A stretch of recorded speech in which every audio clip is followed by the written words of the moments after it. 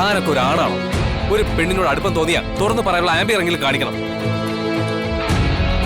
അതല്ലാതെ ഞാനും അവളുമായിട്ട് മറ്റേ റിലേഷനാണ്, അവളുടെ മുതുകിൽ കറുത്ത മറുകൊണ്ട്. ഛേ, ഒരാൾ ഇത്രയും അധപതിക്കാൻ പാടുന്നോ? വേണ്ട സാറേ, ഒന്നും വേണ്ട. ഞാൻ അറിഞ്ഞില്ല ഇയാൾ ഇത്തരക്കാരനാണെന്ന്. നിങ്ങളുടെ ഫ്രണ്ട്ഷിപ്പിനെ ഞാൻ വിശ്വസിച്ചു. നിങ്ങൾ ഇത്രയ്ക്ക് ചതിയനാണെന്ന് ഞാൻ അറിഞ്ഞില്ല. ആരാടോ തന്നോട് പറഞ്ഞത് എന്റെ പുറത്ത് മറുകൊണ്ടെന്ന്? ഋഷി സാർ എന്നോട് ക്ഷമിക്കണം. ഞാൻ കാരണം എല്ലാവരും ബുദ്ധിമുട്ടി. Sorry sir. ഇനിയെങ്കിലും മാന്യമായിട്ട് ജീവിക്കാൻ നോക്ക്. ഒരു പെൺകുട്ടിയെക്കുറിച്ച് അനാവശ്യം പറഞ്ഞുണ്ടാക്കുമ്പോ സ്വന്തം വീട്ടിലെ സഹോദരിയെ അമ്മയൊക്കെ ഓർക്കണം. അവരെ പറ്റി ഞാൻ അനാവശ്യം പറഞ്ഞുണ്ടാക്കിയാൽ താൻ സഹിക്കോ? ഒന്നുമില്ലെങ്കിൽ താൻ കുറച്ച് വിദ്യാഭ്യാസമുള്ള ആളല്ലോടോ.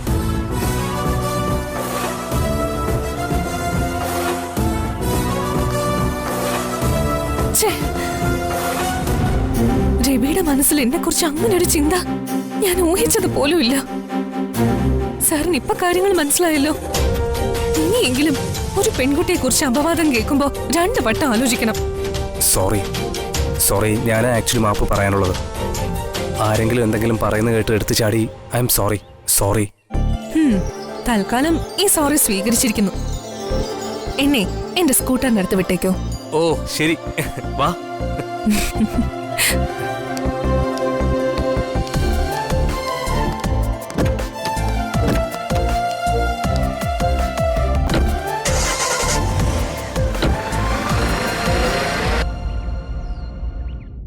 നളദമയന്തി കഥ കേട്ടിട്ടുണ്ടോ കുട്ടൻ?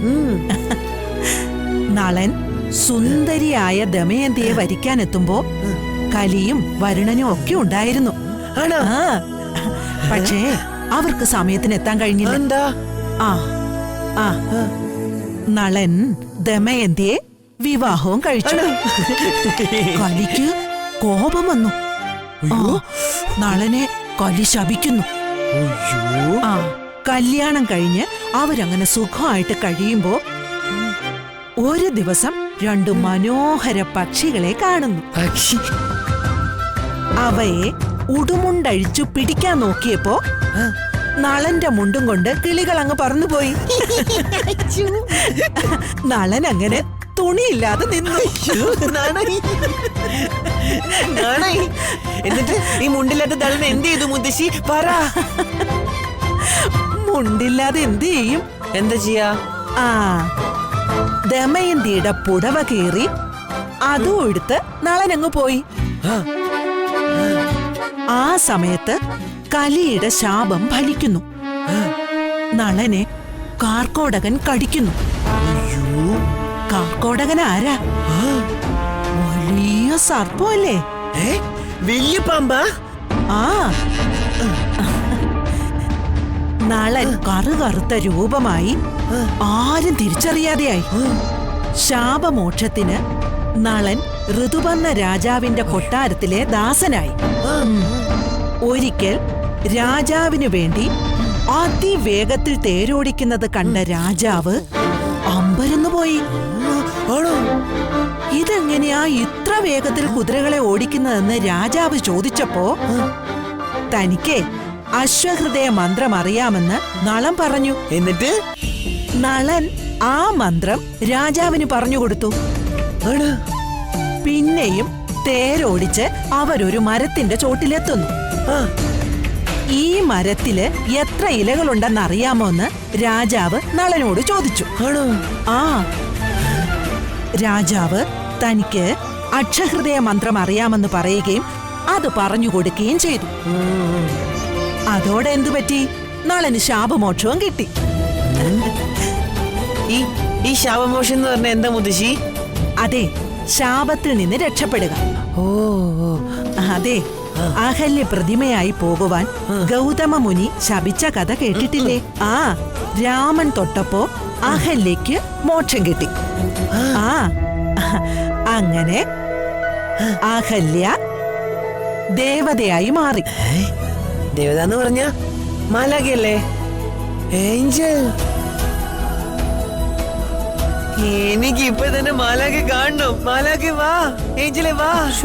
1 2 ച 1 2 ചാലസ്യ. അയ്യോ, ബാക്കി മറന്നുപോയല്ലോ. മുത്തശ്ശി എന്റെ വള എവിടെയാ? മാലാഖയെ ഞാൻ കാണുമ്പോ ഞാൻ ഉപയോഗിക്കണ ആ വള എവിടെയാ? എനിക്ക് മാലാഖ കാണണം. ഇതല്ല വള. ഇതാ ഇതാ ഇതല്ലേ? മോനെ, അതെങ്ങനെയാ ഇപ്പൊ മാലാഖയെ കാണുന്നേ? മാലാഖ അങ്ങ് കാട്ടിലല്ലേ? നമ്മൾ അവിടെ നിങ്ങൾ നാട്ടിലായിട്ട് വന്നില്ലേ? അത് പറ്റില്ല. എനിക്ക് മാലാഖയെ കാണണം. എനിക്ക് ഇപ്പൊ തന്നെ കാണണം മുത്തശ്ശി. നമുക്ക് കണ്ടുപിടിക്കാം. മുത്തശ്ശിയെ അന്വേഷിച്ച് കണ്ടുപിടിക്കാം കേട്ടോ. അത് പറ്റില്ല. എനിക്ക് ഇപ്പൊ തന്നെ കാണണം മാലാഖയെ. മാലാഖ വാ, ഏഞ്ചലെ വാ. മാലാഖ കുട്ടാ, അച്ഛാ അച്ഛാ എന്നെ മാലാഖ കണ്ടു. ശ്ശേ, നീ എന്തായി കാണിച്ചത്? എത്ര ഇമ്പോർട്ടന്റ് ആയ ഫയലാണെന്ന് അറിയോ? എനിക്ക് നാളെ ഓഡിറ്റിന് കൊടുക്കാനുള്ള ഫയലാ.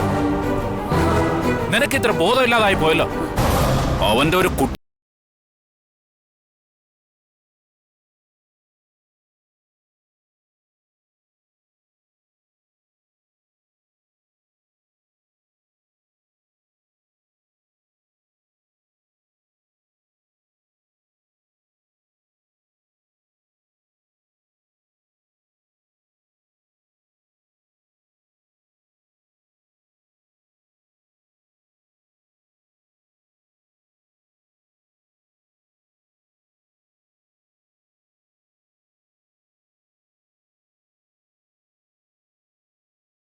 അറിഞ്ഞൂടെ?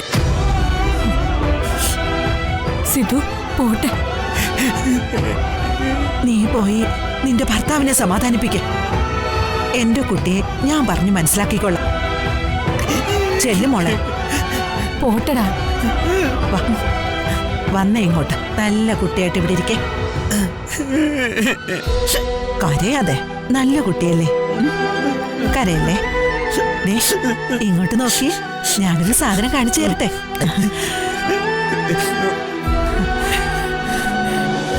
ദാ, ഇതല്ലേ കുട്ടന്റെ വള? ഇത് വെച്ച് വിളിച്ച മാലാഖ വരുമല്ലോ. ആ, ഇത് വേണോ? വേണം വേണം വേണം. എനിക്ക് വേണം. താ മുത്തശ്ശി. ആ, അതെ, ആദ്യം കരച്ചിലൊക്കെ മാറ്റി മിടുക്കനാവ്. എന്നാ തരാം. ആ, ഇനി മിടിക്കനായല്ലോ. ആ. കുട്ടന്റെ അച്ഛൻ ഫയലൊക്കെ നോക്കിക്കൊണ്ടിരുന്നല്ലേ? നല്ല കുട്ടികൾ ഇങ്ങനെയാണോ? മുതിർന്നവരുടെ ജോലിയെ ശല്യപ്പെടുത്താമോ? സോറി മുത്തശ്ശി.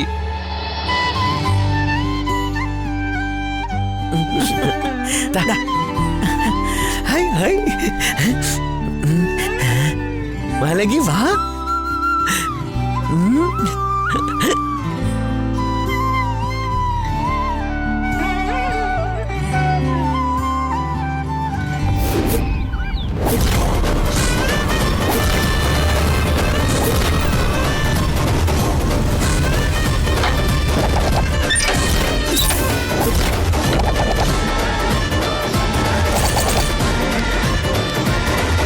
വരുന്നടാ.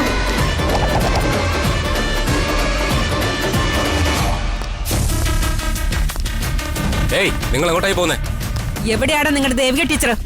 എനിക്ക് അവളെ ഒന്ന് കാണണം. ഇപ്പൊ ഇവിടെ ആരും കാണാൻ പറ്റില്ല. എടാ, പിടിച്ചു മാറ്റടാ അവനെ. പറ്റില്ല. ഏയ്, ഓടാ ഇങ്ങോട്ട്. ഓടാ ഇങ്ങോട്ട്. നിന്നെ ഞാൻ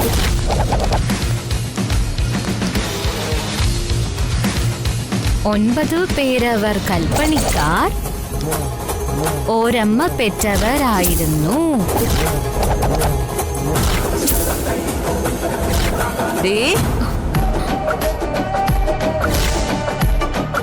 ഇറങ്ങി വാടി. ഇങ്ങോട്ട് വരാനല്ലേടി പറഞ്ഞേ?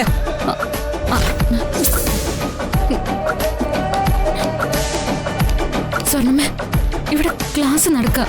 നിങ്ങൾ ഇവിടെ നിന്ന് പോവോ? ഓ, ടീച്ചറമ്മ ഇവിടെ പിള്ളേരെ പഠിപ്പിക്കുവാണോ? അങ്ങനെ ഇപ്പൊ നീ സുഖിച്ച് പഠിപ്പിക്കണ്ടടി. എന്റെ മോന്റെ പേരിലുള്ള കേസ് പിൻവലിപ്പിച്ചിട്ട് നീ ഇനി പഠിപ്പിച്ചാ മതി. ഈ സ്വർണ്ണമ്മ ഈ പറയുന്നേ. സ്വർണ്ണമ്മ, ഞാൻ വരാം. നാളെ തന്നെ വരാം. കേസ് പിൻവലിക്കാം. ഇപ്പൊ ഇവിടെ നിന്ന് പോണം പ്ലീസ്. ഇവിടെ ഇല്ലടി, ഞാൻ അങ്ങനെ പോകാൻ വന്നവളല്ല. പോകുന്നെങ്കി നിന്നെയും കൊണ്ടേ പോവൂ. പണം എല്ലാം തന്നതല്ലേ, കടവും തീർന്നു. ഞാൻ ഇവിടത്തെ ജോലി കൊണ്ട് ജീവിക്കുന്നവളാ. ദയവ് ചെയ്ത് എന്നെ ശല്യപ്പെടുത്തരുത്. നീ അങ്ങനെ ഇപ്പൊ ജീവിക്കണ്ടടി. എന്റെ മോൻ ജയിലിൽ കിടന്ന് നരയിക്കുമ്പോ നീ അങ്ങനെ പഠിപ്പിക്കണ്ടടി. പോടി ഇങ്ങോട്ട്. സ്വർണ്ണമ്മേ വിട്. ഇങ്ങോട്ട് വരാൻ. സ്കൂളിലെ കുട്ടികളുടെ മുൻപിൽ വെച്ച് ഇങ്ങനെയൊന്നും വേണ്ട. വരാൻ.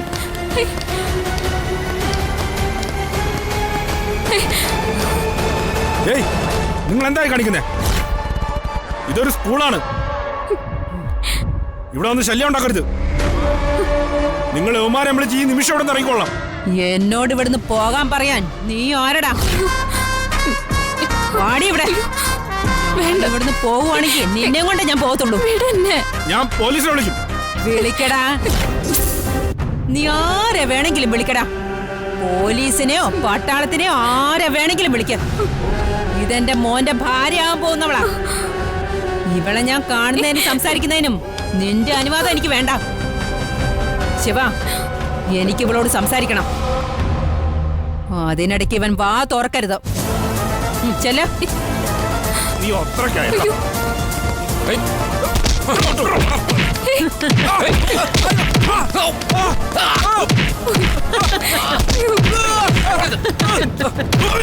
അയ്യോ സ്വർണ്ണമ്മേ വേണ്ടെന്ന് പറ. എന്തേ കാണിക്കുന്ന കുട്ടികളുടെ മുൻപിൽ വെച്ച വേണ്ടെന്ന് പറ.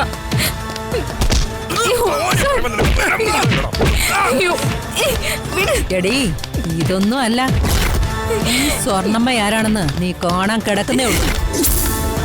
എന്നെ പിണക്കി എന്റെ മോനെ ജയിലിലാക്കി നീ ഈ നാട്ടിൽ ജീവിക്കോ?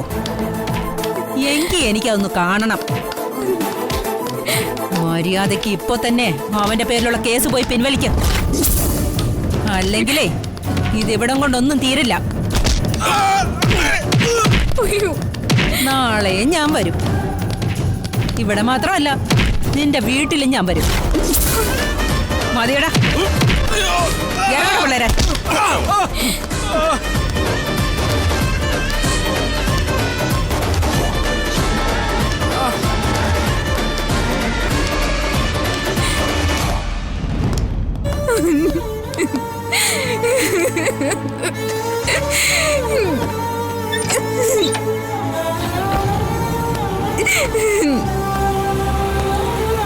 ഇതിവിടെ വെച്ചുറപ്പിക്കാൻ പറ്റില്ല.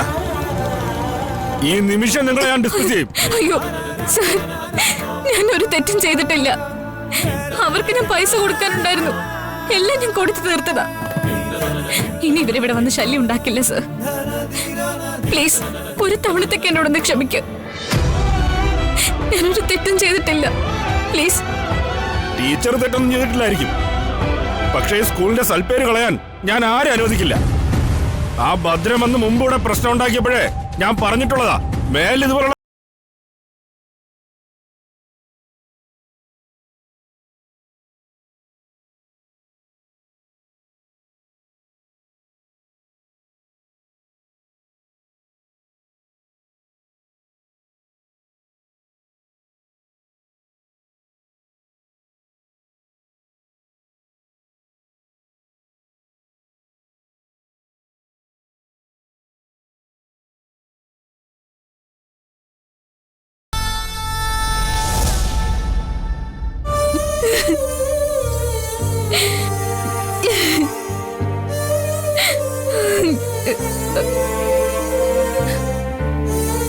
ചേച്ചി കരയാതെ. ചേച്ചി ചേച്ചി കരയല്ലേ, കരയാതെ. ഞാൻ എന്ത് തെറ്റ് ചെയ്തിട്ടാ മോളെ ഇവരൊക്കെ എന്നോട് ഇങ്ങനെ പെരുമാറുന്നത്? അതാ കേസ് കൊടുത്തതിന്റെ ദേഷ്യത്തിലാവും ചേച്ചി.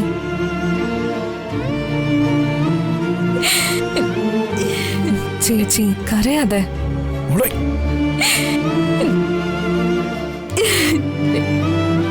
എന്താ മോളെ, എന്തിനാ കരയുന്നത്?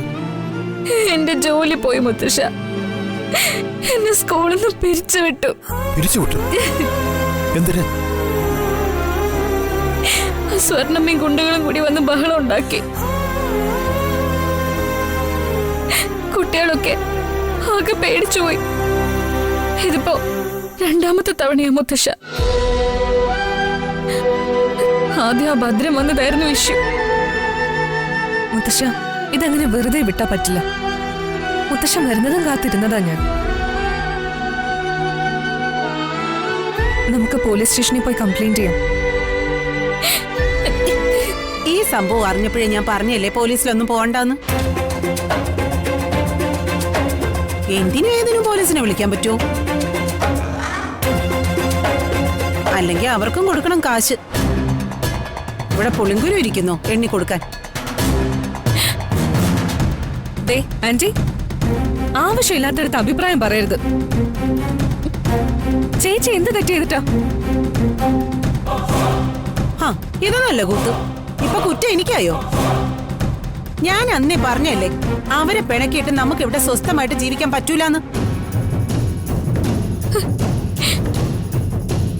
ആന്റി ആന്റി എന്തായി പറയുന്നത്? ഞാൻ ആ ഭദ്രനെ കല്യാണം കഴിക്കണമെന്നാണോ? എന്റെ നല്ലതിനല്ല ആന്റി ആഗ്രഹിക്കേണ്ടത്. ഈ അവസ്ഥയിൽ പോലും അയാളുടെ സൈഡ് വന്ന് പറയാൻ ആന്റിക്ക് എങ്ങനെ തോന്നുന്നു ആന്റി? മോളെ ദേവിയെ, നമുക്ക് ഈ നാട്ടിൽ ജീവിക്കണ്ടേ? എത്ര നാളെ നമ്മൾ അവരെ പേടിച്ച് കഴിയും? എന്നും പോലീസിനെ വിളിക്കാൻ പറ്റുമോ? അതുമല്ല, നിന്നോട് ആ ഭദ്രനെ തന്നെ കെട്ടണമെന്ന് ഞാൻ എപ്പോഴാ പറഞ്ഞേ? കുടുംബത്തിന്റെ സ്വസ്ഥതയ്ക്ക് അതാ നല്ലതെന്ന് പറഞ്ഞു എന്നുള്ളത് ശരിയാ. ഞാൻ പറഞ്ഞത് എന്താണെന്ന് എനിക്ക് ഇപ്പൊ മനസ്സിലായോ? അച്ഛൻ പറ, ഉള്ള ജോലി നഷ്ടപ്പെട്ടില്ലേ? എന്തുകൊണ്ടാ? അവരെ പിണക്കിയിട്ട്. അതല്ലാന്ന് അച്ഛന് പറയാൻ പറ്റുമോ? സുലോചനെ, നീ പോവിടുന്ന. അവൾ ആകെ വിഷമത്തിൽ കരഞ്ഞു കിടക്കുമ്പോഴാ ഇങ്ങനെ ഓരോന്ന് പറയുന്നത്. ഗോപികേ, നീ വാ, നമുക്ക് സ്റ്റേഷനിൽ പരാതി കൊടുക്കാം. ഈ നാട്ടിൽ പാവങ്ങൾക്ക് ജീവിക്കണ്ടേ? വേണ്ട മുത്തശ്ശ, സ്കൂളിലെ ജോലി ഏതായാലും പോയി. ഞാനില്ലെന്നറിഞ്ഞ പിന്നെ അവർ സ്കൂളിൽ ചെല്ലില്ല. പോലീസ് ചെന്ന് പരാതി പിൻവലിച്ചില്ലെങ്കിൽ അവരിനിയും വരും. സ്കൂളിലില്ലാന്ന് കണ്ടാ ഇവിടെ വരും. ഒരു പരാതിയും കൂടി കൊടുത്താ അവർക്ക് വാശി കൂടുകയല്ലേ ഉള്ളൂ. മര്യാദയ്ക്ക് അവര് പറയുന്നത് പോലെ ആ ഭദ്രനെതിരായിട്ടുള്ള പരാതി പിൻവലിക്കുന്നതാ നല്ലത്. അല്ലെങ്കിൽ അവരടങ്ങിയിരിക്കില്ല. ആവശ്യത്തിലധികം ഉണ്ടായിരുന്ന കടങ്ങളൊക്കെ വീടാനായിട്ട് അമ്മയും ഞാനും ശരിക്കും ബുദ്ധിമുട്ടി. ഇന്നല്ലേ സഹിച്ചു. ഇപ്പൊ വീട് റിട്ടേർഡായാലും കടമെല്ലാം തീർത്തില്ലേ? ഇനി ഒരു വിട്ടുവീഴ്ചയ്ക്കും ഞാനില്ല. മോളെ, നിന്റെ നല്ലതിന് വേണ്ടിയല്ലേ ഞാൻ ഈ പറയുന്നേ. ആകെ ഉണ്ടായിരുന്ന ജോലിയും പോയില്ലേ, ഇനി എന്ത് ചെയ്യും? എല്ലാവർക്കും കൂടി പട്ടിണി കിടന്ന് ചാവാം, അല്ലാണ്ട് പിന്നെ എന്ത് ചെയ്യാന്?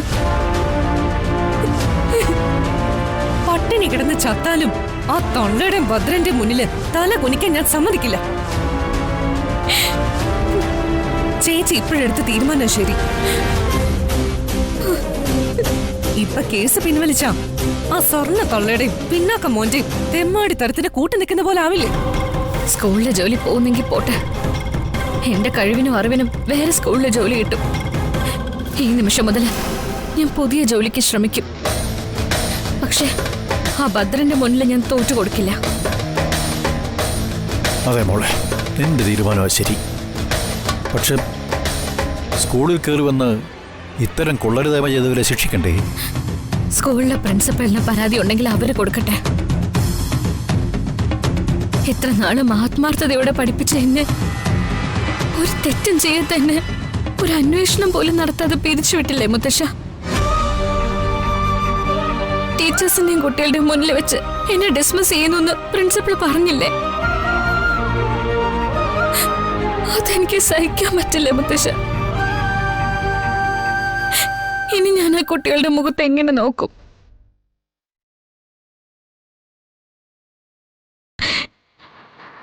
ഇന്നലെ വരെ ദേവിക ടീച്ചർ എന്ന് പറഞ്ഞ എല്ലാവർക്കും ജീവനായിരുന്നു. ഇന്നിപ്പോ ഞാൻ എന്റെ കുട്ടികളുടെ മുന്നിൽ ഒരു വൃത്തികെട്ട ടീച്ചറായില്ലേ? എനിക്കത് സഹിക്കാൻ പറ്റുന്നില്ല. ചേച്ചി കരയാതെ ചേച്ചി. മോളെ, വിഷമിക്കണ്ട. എല്ലാം വിധിയാ ചേച്ചി. ഇതിലും നല്ലതെന്നെങ്കിലും ദൈവം നമുക്ക് വിധിച്ചിട്ടുണ്ടാവും.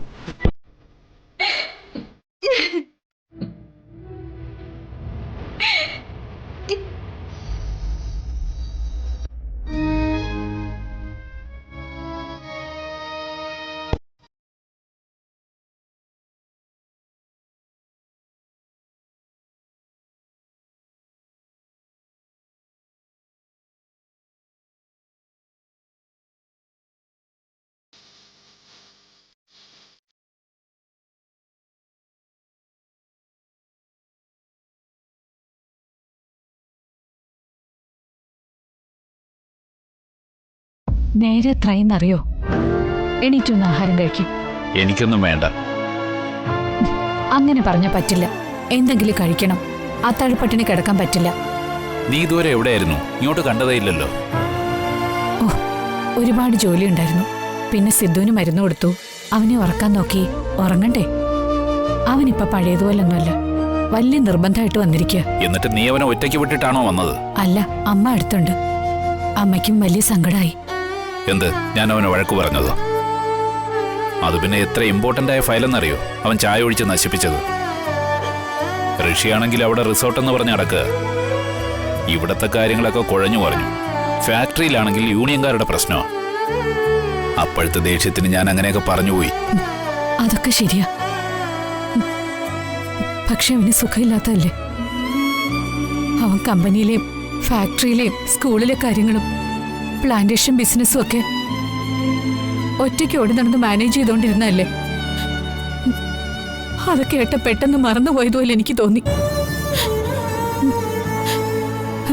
അവൻ എത്ര നേരം അച്ഛൻ വഴക്കു പറഞ്ഞു എന്ന് പറഞ്ഞ് വിഷമിച്ചിരുന്നു. അമ്മ അവനെ സമാധാനിപ്പിച്ചത്